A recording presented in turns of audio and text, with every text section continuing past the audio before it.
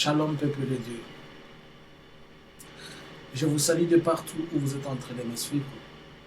C'est moi, votre frère, votre ami, le prophète Jean-Luc Kamani. Aujourd'hui, nous sommes le 8 juillet 2022.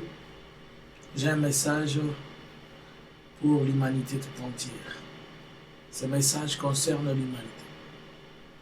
Après que tu aies suivi ce message, partage-les à quelqu'un d'autre. Permets qu'une autre personne la suive. Permets qu'une autre personne comprenne ce que le Seigneur est Dieu. Si souvent les gens veulent que quand vous donnez un message, vous ayez un climat tremblotant ou bien intimidant pour faire comprendre que la chose est importante. Alors qu'il y a Jésus lui-même et le Saint-Esprit lui-même n'est pas brutal quand il parle. Il est doux, il est normal. Et je vais te demander de me suivre avec beaucoup d'attention. C'est un message purement profond. Et que la grâce du Seigneur te pousse à comprendre. Lorsque nous avons parlé des choses que Dieu nous avait révélées à propos de certaines choses telles que ce que nous sommes en train de vivre aujourd'hui dans l'Europe à propos de la guerre, la Russie et l'Ukraine, les gens nous prenaient comme des gens qui avaient perdu la tête, on ne savait pas ce qu'on disait. Nous venons encore vous annoncer des choses importantes et trop importantes que le Seigneur met pour son peuple. Prions. Éternel des armées, Dieu d'Abraham, Dieu d'Isaac et de Jacob. Yahweh, je demande à ce que tu fasses de moi une personne invisible et que toi tu sois visible. Que je disparaisse et que toi tu apparaisses. Que je me taise et que toi tu parles. Que la gloire et la puissance de ton Seigneur accompagnent ces messages au nom puissant et glorieux de Jésus. Amen. Nous allons lire un verset dans la Bible. Je suis dans le livre de 1 Thessaloniciens chapitre 5, le verset 3. J'ai lu au nom du Seigneur Jésus. Quand les hommes diront paix et sûreté, alors une ruine soudaine le surprendra, comme le douleur de l'enfantement surprennent la femme enceinte, et ils n'échapperont point. Je reprends. 1 Thessaloniciens chapitre 5, le verset 3. Quand les hommes diront paix et sûreté, alors une ruine soudaine le surprendra, comme le douleur de l'enfantement surprend la femme enceinte et n'échappera point. La Bible est en train de nous parler, et l'apôtre Paul qui était en train de s'adresser au peuple de Thessalonique, aux Thessaloniciens, en leur faisant comprendre que lorsque vous voyez les humains s'asseoir, lorsque vous verrez les humains prendre des verres de champagne, des coupes d'eau en train de boire, danser et dire « Ouah, nous avons gagné, nous avons remporté la victoire ». Lorsque vous allez voir les humains se réjouir de ce qu'ils ont rétabli, selon eux, la paix, selon eux, ils ont rétabli la sûreté, c'est-à-dire la sécurité. Alors la Bible dit, une ruine soudaine, quelque chose d'inattendu, quelque chose d'inespéré, quelque chose qui dépasse leur entendement, quelque chose qui dépasse leur compréhension, va les frapper comme la foudre et personne ne s'échappera. Quand Dieu parle au peuple de Dieu, Dieu veut épargner son peuple. Il veut m'épargner, il veut aussi t'épargner. Il n'aimerait pas que quand ces choses vont venir, que toi tu sois frappé soudainement comme cette femme enceinte qui ne peut s'échapper de la douleur. La Bible est en train de dire que lorsque vous allez voir les hommes s'asseoir et dire nous avons gagné, nous avons remporté la victoire, lorsque les hommes seront contents, lorsqu'ils vont dire il y a la paix là-bas, il y a la sécurité là-bas, tout marche bien, vous voyez il y avait la guerre, nous avons fini la guerre, vous voyez nous avons amené les pourparlers, les discussions, c'est alors soudainement apparaîtra quelque chose qui va les frapper comme la douleur d'une femme enceinte et que personne ne peut s'échapper. Je prie le Seigneur, l'image que j'ai vue et les choses que j'ai vues, que le Seigneur nous fasse grâce.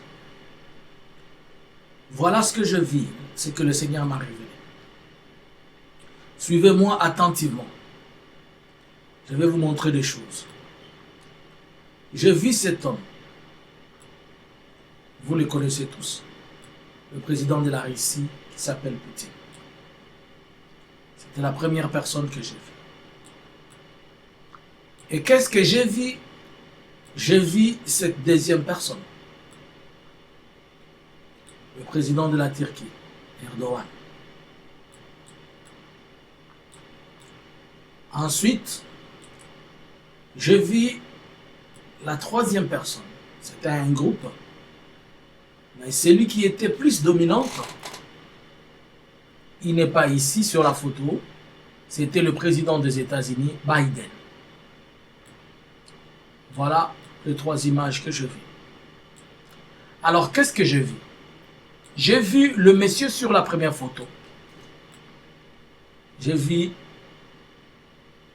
monsieur Poutine. Il a attrapé le monsieur sur la seconde photo. Il a attrapé Erdogan. Je ne sais pas ce qui s'était passé. Je ne sais pas ce qu'ils ont eu comme problème. Mais j'ai vu seulement Erdogan être attrapé ou arrêté comme quelqu'un qui a arrêté, cerné par Poutine. Et Erdogan qui était en train de dire, qu'est-ce que je fais? Laissez-moi. Poutine lui dit, je vais te laisser à une seule condition. Je vais te libérer à une seule condition. Alors moi j'étais là quand ils étaient en train de parler. Comprenez, moi, c'est-à-dire l'esprit du Seigneur qui était là. C'est cet esprit qui a pris la forme humaine de ce que je suis pour m'amener à comprendre les choses à venir.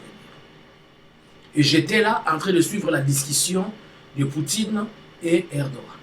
Ces messages, je vais faire de mon mieux pour que on puisse aussi les traduire en français.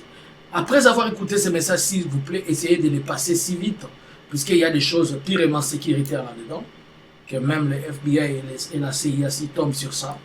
Ils peuvent traquer la personne que je suis pour avoir donné ce message, disant ce qu'ils peuvent dire, mais c'est le Seigneur qui est en train de parler. Alors, il va dire, Poutine va dire à Erdogan que je vais te laisser à une seule condition. Et Erdogan pose la question, c'est quelle condition? Pendant qu'ils étaient en train de parler, moi je savais déjà la condition qu'il devait donner à Erdogan. Alors je suis sorti là-bas, je viens ici là où se trouve le groupe de Biden. Là où se trouve le groupe de Biden, ils étaient ici. Vous voyez les hommes en Europe, pendant ces temps d'été où les gens sont dehors, ils mettent des chaises, ils sont en train de respirer l'air, ils sont en train de se bronzer, si je peux dire ça. Alors Biden était, lui, avec tous ses amis, comme des amis, disons l'OTAN, tout le monde avec lui, ses amis, ils étaient là en train de boire, en train de s'amuser et rire. Mais ils ne savaient pas ce que le Messie était en train de faire. Le Messie ici. Il y a quelques jours, il a fait, sa dernière apparition à la télé. Il a dit que il paraît que l'Europe, la communauté internationale, bon, l'Europe et les États-Unis veulent l'attaquer. Il a dit s'ils peuvent qu'ils essayent. Puisque selon lui, les choses sérieuses n'ont pas encore commencé en Ukraine. Et quand les choses sérieuses vont commencer, c'est qu'ils vont essayer. Ils vont les payer trop cher. Il a aussi un jour dit que si quelqu'un essaie de mordre la Russie, on lui brisera le mâchoire. Alors, moi je viens là où se trouvent ces groupes ici. Et ils étaient comme dans une maison. Et moi je viens dans cette maison, je les trouve en train de s'amuser. Je bouge un peu, je vais sur une chambrette qui avait une fenêtre, et la fenêtre, elle était ouverte du côté de l'Orient. Du côté de l'Orient, puisque vous allez vous rappeler que Daniel priait toujours la fenêtre ouverte, regardant du côté de l'Orient, du côté où se lève le soleil, du côté plutôt où se couche le soleil, du côté de la direction et l'orientation du Seigneur. comme l'arche de Noé. Et l'arche de Noé aussi avait une fenêtre qui était ouverte du côté de l'Orient. Alors, regardant du côté de l'Orient, c'est-à-dire je fixais les yeux vers le Seigneur, mais en même temps, j'étais en train de regarder dehors pour voir ce qui allait se passer. Et là, maintenant, je vois ces gens qui sont toujours distraits. Hein. Je vois Erdogan, on a sorti sa veste, sa cravate, sa chemise, il était torse nu. Et on va donner à Erdogan une bombe dans la main. Et Poutine lui dit, je vais te libérer, mais à condition que tu prennes cette bombe, que tu ailles la jeter là où se trouvent ces gens qui étaient en train de festoyer. Et comme eux, ils étaient distraits, ils ne savaient pas, moi je suis sorti. Quand je suis arrivé là où ils étaient, j'ai vu Erdogan venir, et c'est à ce moment que j'ai crié sur eux, je dis, guys, something bad is about to happen. C'est pourquoi j'ai intitulé ce message, something bad is about to happen. Je dis, guys, something bad is about to happen. Juste quand j'ai dit ça, et Erdogan a jeté la bombe. Il a jeté la bombe au milieu de là où se trouvaient tous ces gens-là. Et moi, je me suis jeté couché au sol pour que je ne sois pas affecté et que les éclats ne tombent pas sur moi. Bien aimé,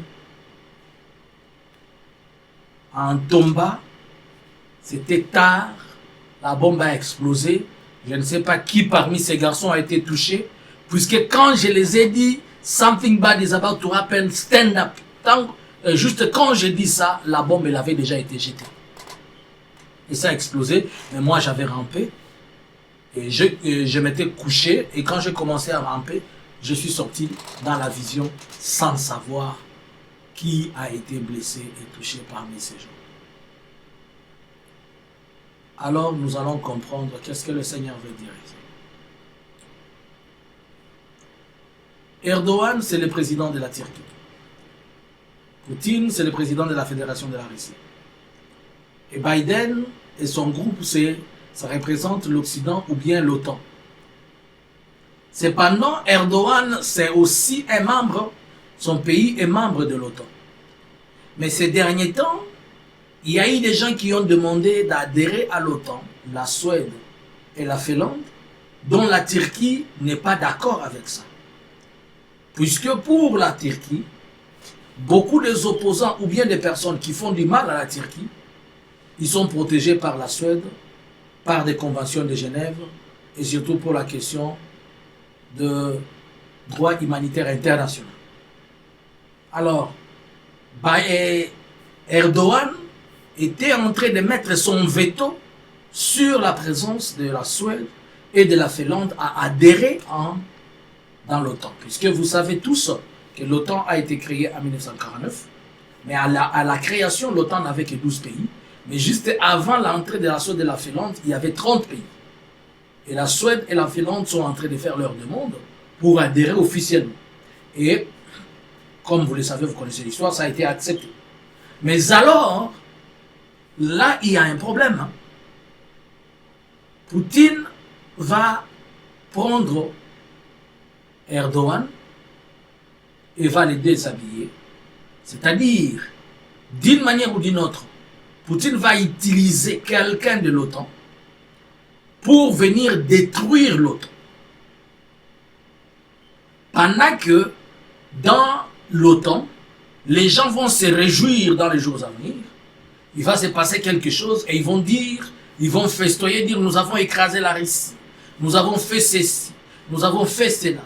N'oubliez pas que il y a un navire russe qui avait été coulé il n'y a pas longtemps, c'était le mois d'avril, mai ou début juin, et ça a été coulé, soi-disant par les Ukrainiens, mais ce sont des informations sorties de la CIA et de l'FBI dont les Ukrainiens ont utilisé, dont on les a donnés pour faire ça. Donc, la Russie aussi, avec cette colère-là et autre chose, puisque ça symbolisait, en tout, ça symbolisait la Russie, ces navires. Et ils n'ont jamais accepté du fait qu'ils ont été attaqués comme ça. C'est pour dire que dans le jour qui sont devant nous, les pays de l'OTAN vont subir des attaques, et en particulier les États-Unis, pendant qu'ils ne seront pas préparés et pendant qu'ils ne vont pas l'envisager. Je ne sais pas ça sera quel genre d'attaque. Je ne sais pas si c'est une guerre qui va éclater, dont la Russie va faire éclater dans l'OTAN. Je ne sais pas par quel mécanisme ça va se passer. Mais il y a quelque chose de terrible, de mauvais, qui va frapper les États-Unis et l'OTAN venant de la Russie. Mais la Russie ne sera pas visible. La Russie va utiliser l'OTAN pour que l'OTAN détruise l'OTAN. Erdogan, qui est le symbole et l'image des membres de l'OTAN, mais aussi le président de la Russie, il va être en tenaille, il va être pris en tenaille par la Russie. La Russie va les prendre en tenaille sur son pouvoir, puisqu'il a sorti, il n'avait pas de veste, il n'avait pas de chemise et de cravate. La Russie va avoir de l'influence sur lui pour déshabiller, pour le sortir de son pouvoir. Mais Erdogan ne voulant pas qu'on lui prenne son pouvoir, on va lui donner une condition pour que tu restes là et pour que tu continues. Voilà ce que tu vas faire. Ça peut être Erdogan ou bien ça peut être une autre personne de l'OTAN dont la Russie va utiliser, étant faible quelque part, et que la Russie aura une même mise sur lui. La Russie va les conditionner pour que tu restes là et pour que ça continue, exécute ses projets pour nous. Les services de renseignement, notamment tels que le MI6 de choses de la Grande-Bretagne, la CIA, le FBI, s'ils peuvent comprendre ça, ça peut leur aider à l'investiguer davantage et de ne pas négliger, de ne pas croire. Mais alors, pourquoi cela va arriver? Dieu va autoriser ces choses pour briser l'orgueil des États-Unis. Vous êtes en train de comprendre ce qui se passe ces derniers temps aux États-Unis, vous ne comprenez pas. Il n'y a personne qui attaque les États-Unis pour faire du mal aux États-Unis. Ce sont les Américains eux-mêmes qui s'attaquent contre eux. Il y a beaucoup de cas de criminalité. Les Américains sont en train de s'entretuer entre eux. Suivez les informations. Là, il faudrait pas. Là, les États-Unis ne vont pas aller vers un autre pays pour dire nous attaquons l'Irak, nous attaquons la Libye, il nous fait du mal. Il n'y a personne qui nous fait du mal. Eux-mêmes se font du mal. Et voilà que Dieu va maintenant utiliser leur propre folie pour le détruire. C'est prophétique. Car la Bible dit dans le livre du prophète Daniel que ils vont être unis, mais ils ne vont pas s'aimer, puisqu'ils ne seront qu'unis par les intérêts. Et si on va utiliser l'intérêt de quelqu'un qui est dans l'OTAN, qui n'est pas satisfait par ses intérêts, il sera aussi la première des choses qui va être en mesure de détruire les autres qui sont là. Nous allons prier. Nous allons prier pour les chrétiens dans le monde entier. On va annoncer une prière. Quand est-ce qu'on va le faire? Puisque dimanche demain, nous aurons la prière par rapport à ce que le Seigneur nous avait révélé sur l'épidémie prochaine qui vient. Maintenant, avec ces menaces de guerre, puisque les pouvoirs de la communauté internationale, qui a un pouvoir tellement satanique, doit être renversé, bien qu'il ne sera pas renversé par un pouvoir divin, mais Dieu mettra toujours, c'est un pouvoir divin qui les renverse, qui est Dieu, mais il ne sera pas remplacé par un pouvoir divin, mais Dieu va toujours mettre la confusion entre eux comme à la tour de Babel. Vous allez voir, l'OTAN va crier, nous avons gagné, nous avons fait ceci, Poutine est tombé, voilà, voilà. Et pendant ces temps qu'ils seront en train de festoyer ou en train de crier sur la toile, vous allez attendre, ils seront surpris. On a attendu, c'est l'Espagne là-bas. Et je ne sais pas là-bas, c'est le Portugal. Oh, le Pays-Bas. Oh, je ne sais pas quel pays. Mais nous prions pour les enfants de Dieu. Que rien n'est pareil, mais nous arrive et que le sang de Jésus-Christ nous protège. Pour les enfants de Dieu, c'est le temps où vous devez vous déplacer pour aller pour les prières. Mettez-vous en retraite. Soyez dans la prière. Demandez la protection de Dieu. Nous n'avons nulle part où fuir. Ne pensez pas que fuir au Congo, ça va vous aider. Fuir au Cameroun, fuir au Côte d'Ivoire, au Nigeria, c'est pas ça la solution. L'unique endroit où on se protège, c'est dans l'arche de l'Alliance, qui est Jésus-Christ de Nazareth. Entre dans sa présence. Allez dans des réunions de prière. Allez dans les recommandations de prière. Que Dieu vous bénisse. Après avoir écouté ce message, partagez-les à d'autres personnes. C'était pour vous le prophète Jean-Luc Kamani. Mon contact, c'est le plus 46 73 95 76 742. C'est mon WhatsApp. Nous avons la prière d'ici un mois, ici en Suède. Nous t'invitons, ça sera du 19 au 21.